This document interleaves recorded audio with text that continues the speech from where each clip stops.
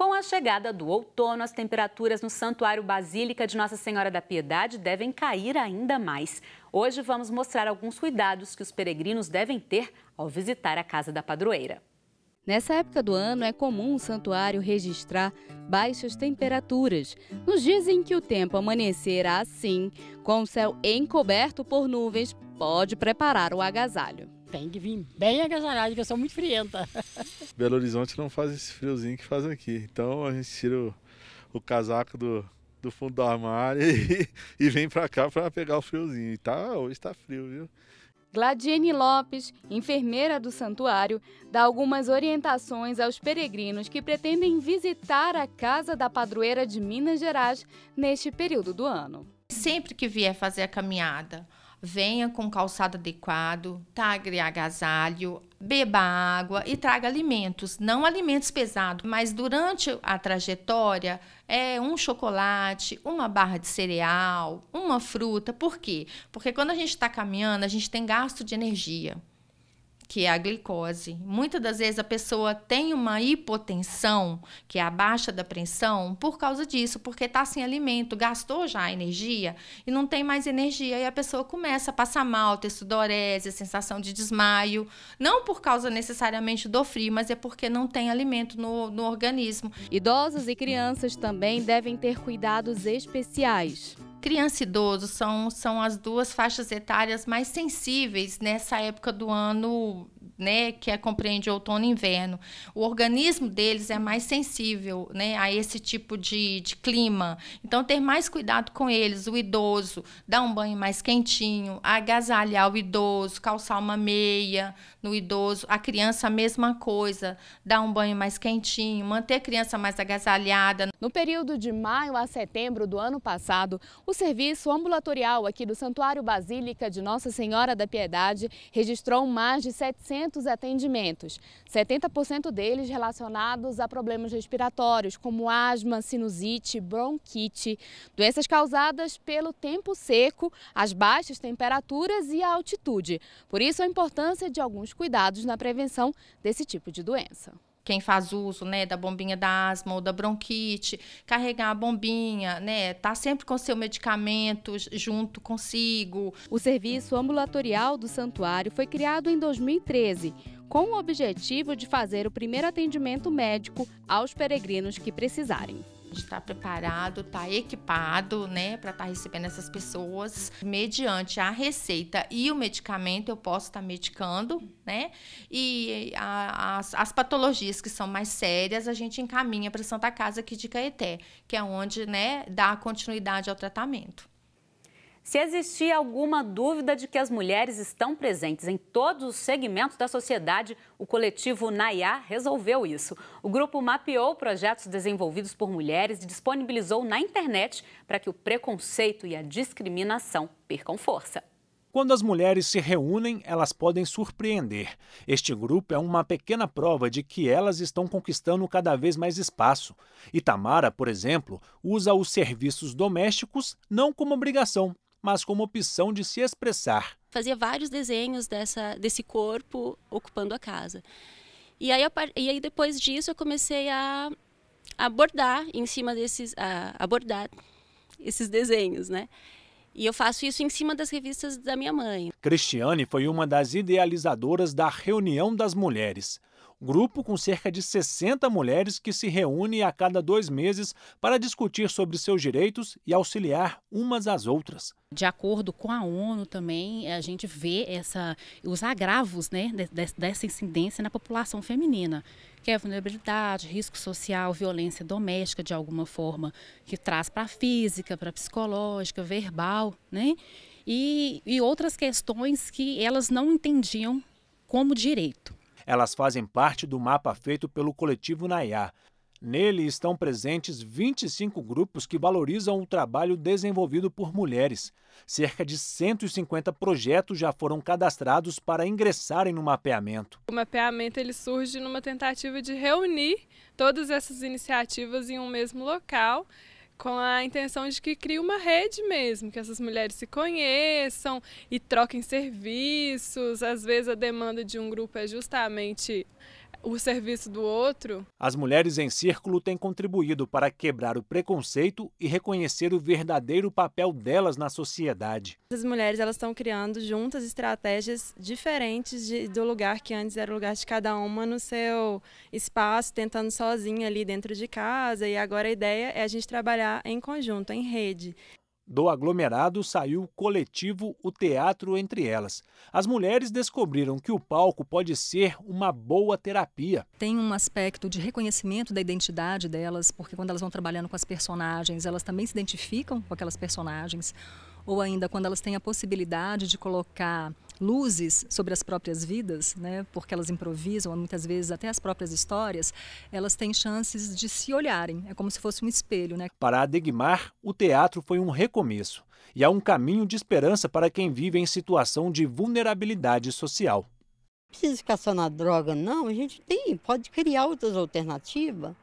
Segundo o Ministério da Saúde, nos últimos 10 anos, a obesidade no Brasil aumentou 60%.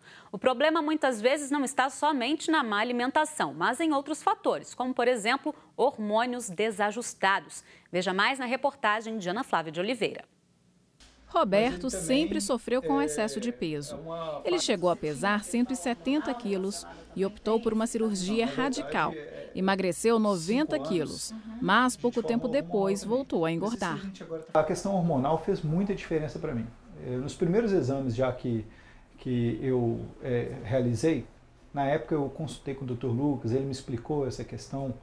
Nós fizemos uma bateria enorme de exames de diversos tipos, eu acho que assim, foram dezenas de exames assim, e eu descobri um equilíbrio completo nos meus hormônios que eu nem imaginava. Quando descobriu que tinha um desequilíbrio hormonal que precisava ser acompanhado de perto por um especialista, o publicitário voltou a perder peso e notou outros ganhos no dia a dia. Eu descobri na alimentação saudável, prática de esportes, no estilo de vida, aí sim uma solução, digamos, sustentável para ficar com aquele peso, diminuir e manter. O que acontece com Roberto pode afetar milhões de pessoas no Brasil e no mundo.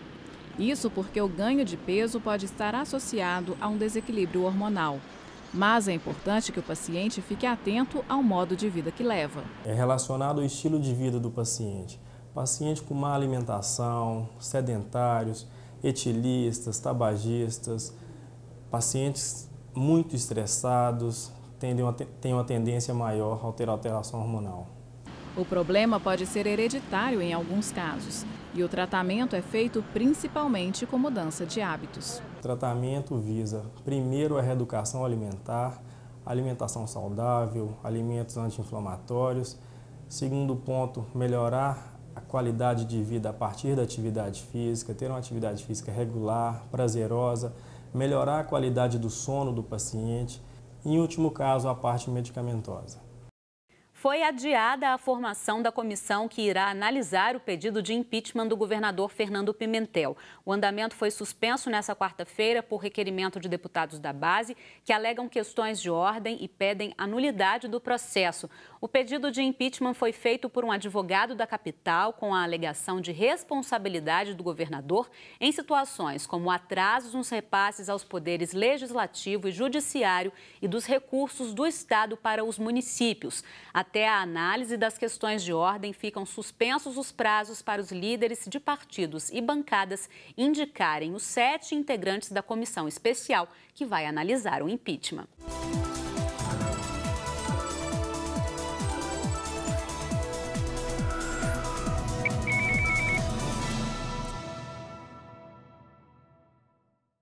Para acompanhar o processo eleitoral deste ano, a Associação de Dirigentes Cristãos de Empresas, a ADCE, encaminhou a eleitores e candidatos uma carta. A mensagem incentiva ações concretas de políticas sociais e econômicas que atendam às necessidades da população e o desenvolvimento social e ambiental sustentável. As eleições para presidente, governador, senador e deputado estão chegando e diante do quadro atual existe uma grande preocupação sobre o que será do nosso país. A Associação dos Dirigentes Cristãos de Empresas escreveu uma carta para os candidatos e os eleitores. E o Sérgio Frade, presidente da ADCE de Minas, vai explicar para a gente. Sérgio, qual é o intuito dessa carta?